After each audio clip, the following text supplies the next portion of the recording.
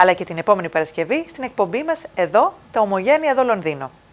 Ας περάσουμε τώρα στο επόμενο μας θέμα, το οποίο αφορά το σεμινάριο που διοργάνωσε η Κυπριακή Εστία Λονδίνου με διακεκριμένους επιστήμονες. Το σεμινάριο έλαβε χώρα στο Ελληνικό Κέντρο Λονδίνου στις 16 Σεπτεμβρίου. Θέμα του σεμιναρίου ήταν τα σύγχρονα πλαίσια ασφαλείας και τις ειρηνευτικές συνομιλίες στην Κύπρο. Σύντομες παρουσιάσεις για το θέμα έκαναν ο καθηγητής Γιουτζί Γουετζί-Yuji, ο Dr. Emel Akcali και ο Dr. Νεόφυτος Λοϊζίδης. Αμέσως μετά από τις ομιλίες των διακεκριμένων επιστημόνων, ακολούθησε συζήτηση με το κοινό. Στο βίντεο που ακολουθεί θα σας παρουσιάσουμε την έναρξη του σεμιναρίου και στη συνέχεια αποσπάσματα από τους τρεις διακεκριμένους επιστήμονες. Distinguished guests, members of Estia, ladies and gentlemen, on behalf of the University of Kent and the Cypriot Estia of London, I'm delighted to welcome you all to the Hellenic Centre to participate in this evening's interesting talks and discussions.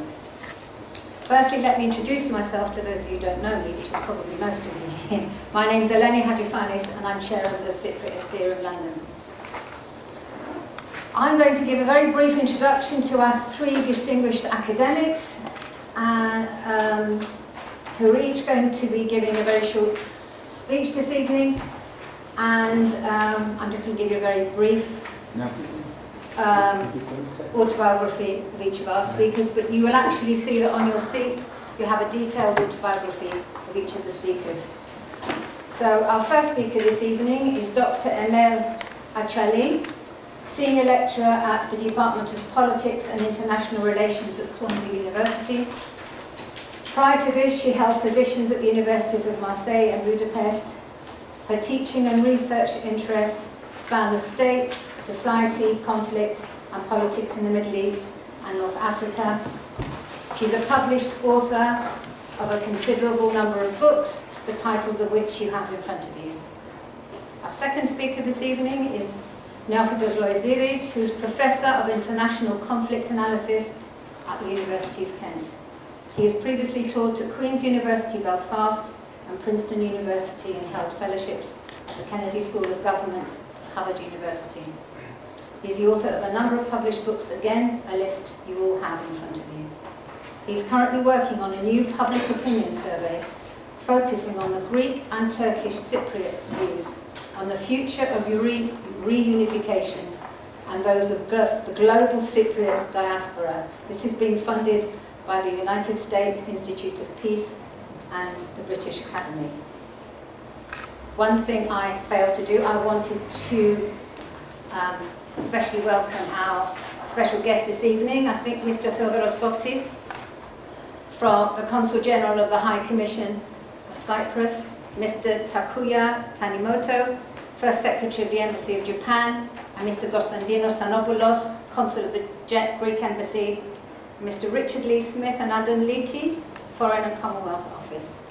Sorry, I should have done that at the beginning. And our very final speaker is Mr. Yuji Uesugi. I'm so sorry if I pronounced that wrongly.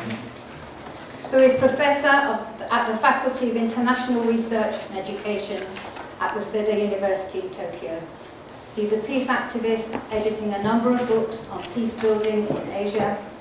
He has established a peacekeeping NGO operating mainly in Timor-Leste and Cambodia, for which he served as General Secretary for 2 years and as Deputy Executive Director from 2002 to the present day. He has held government positions both in the peacekeeping and policing of this area. He has been honoured for his work in educating and training military officers preparing for peace operations. Right, with no further ado now, I'm going to hand over to our chair for this evening, Mr. Kostas Gliantros, who is going to chair this evening's proceedings. And he is chair of the Hellenic Centre Trust, which is the parent body of the Hellenic Centre. Thank you, Kostas. Thank you, welcome everybody on my behalf as well.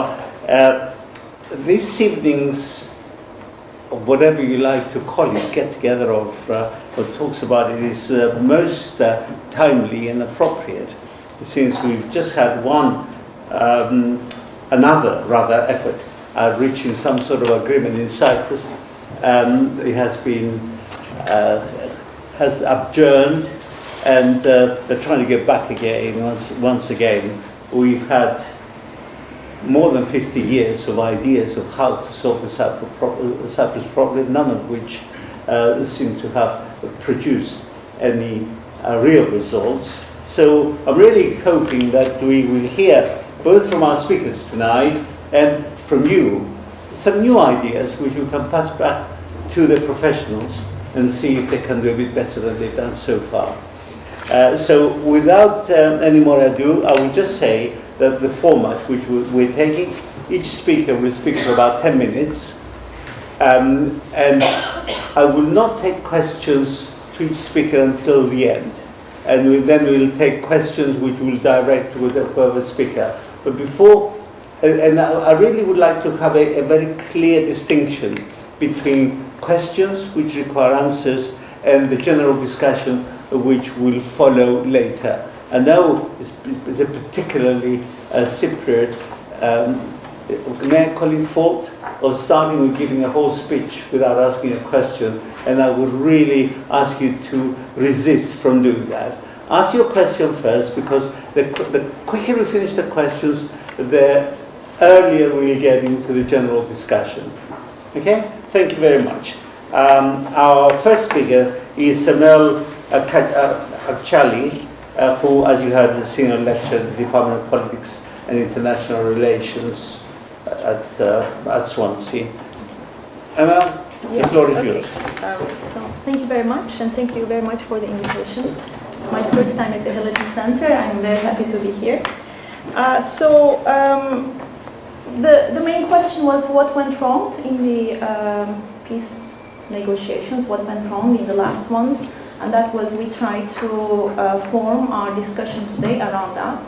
And while thinking about it, I came up with 5 main headings of what could possibly go wrong in this. And the first one, the first heading that I came up with was the elections in TRNC. I mean, I tried to go from the more micro scale to the macro scale. So the first one was the change in the domestic politics of the Northern Cyprus politics, because it was at the beginning when the negotiations started. There was a more pro-reunification government, and then after the elections that it turned out to be, the government became a more hardliner, or maybe more national, I mean what we can say more nationalistic. So in this sense, obviously, this also had a repercussion on the, not only on the negotiations, but later how things actually have been formed, how the relationships or how the politics have been formed later.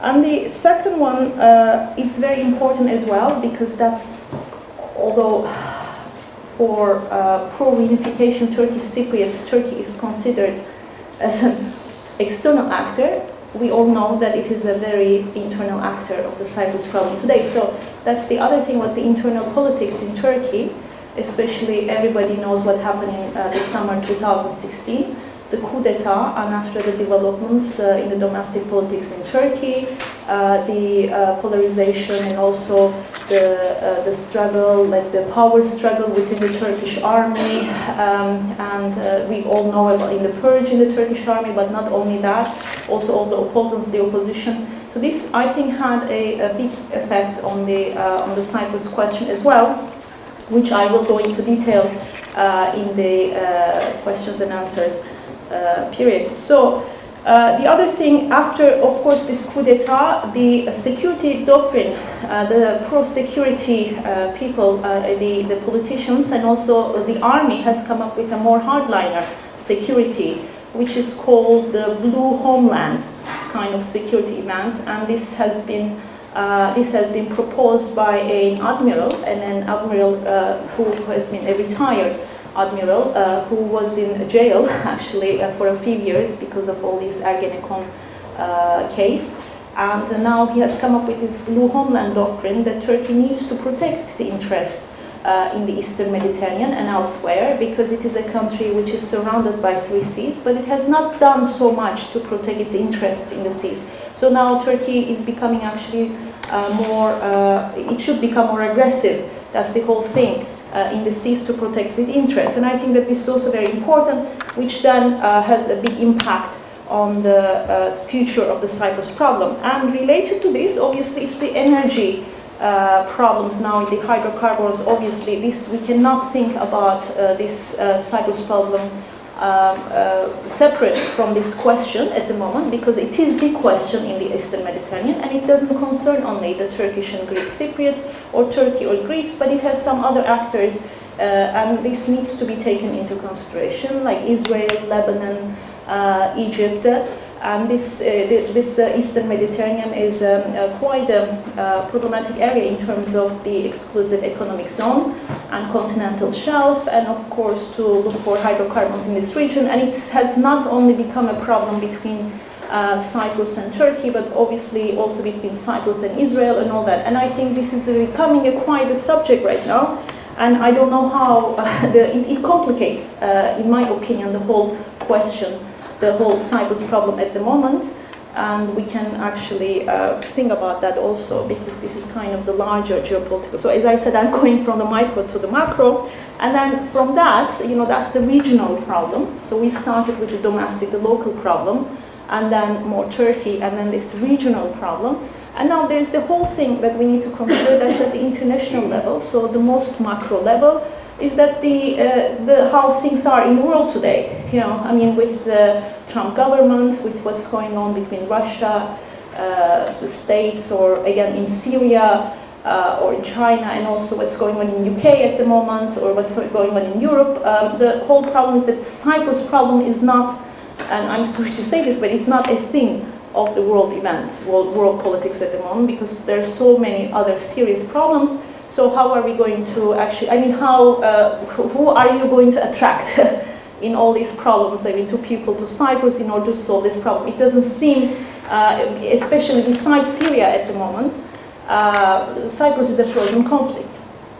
So besides kind of these problems, and it can be a much, with the refugee crisis and all that, then obviously I think it wasn't so surprising that there has not been a pressure on the parties in order to solve the problems recently.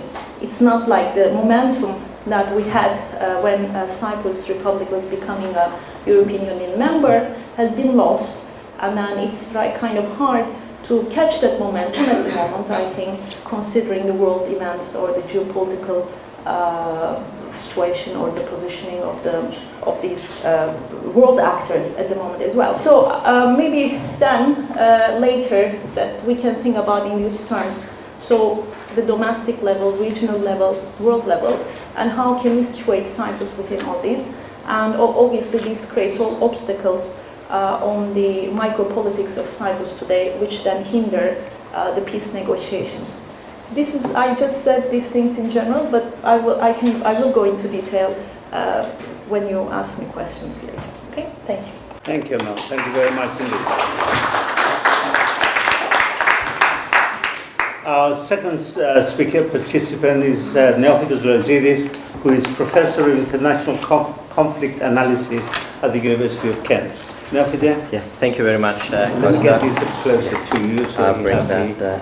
you've got the. That's it. You can all hear me now. Thank you very much, Costa, and thank you very much all of you for attending this event tonight. A very critical juncture on the Cyprus talk. I would particularly like to welcome our Japanese guests, or guests from the Foreign Commonwealth Office, and also thank Andreas Ekeshis for helping organizing this event. Our cooperation the last few weeks has been fantastic, coming up with the idea of this event, and also inviting everybody who would like to attend. When we're dealing with problems that are so complex, like the Cyprus one, it's always tempting to look at immediate causes of the stalemate. We have been having a stalemate for the last century, an unfortunate situation that we cannot agree on a solution. We've been very close to a settlement so many different times with positive, proactive involvement of the United Nations, of the European Union, yet we have failed. And it's always tempting to come up with a story that one side is responsible or the other side is responsible. We can list as Greek Cypriots a very long number of causes, blaming the other side. The Turkish Cypriot brothers can do exactly the same, but often these are the immediate reasons. And while it is not necessarily untrue to point to responsibility of leaders or their communities during these kind of stalemates, is not productive, because we're not thinking of the deeper reasons why we end up having those stalemates. I will speak tonight mostly as a political scientist, what surprises me as someone who studies politics and international relations. And when we look at the Cyprus problem, there is an obvious imbalance of power. You have a Greek Cypriot community that is numerically bigger than the Turkish Cypriot community. So it's expected for the Turkish Cypriots to fear us because of the history. And then there is Cyprus, a very small country, and the Greek Cypriots being a minority in the region.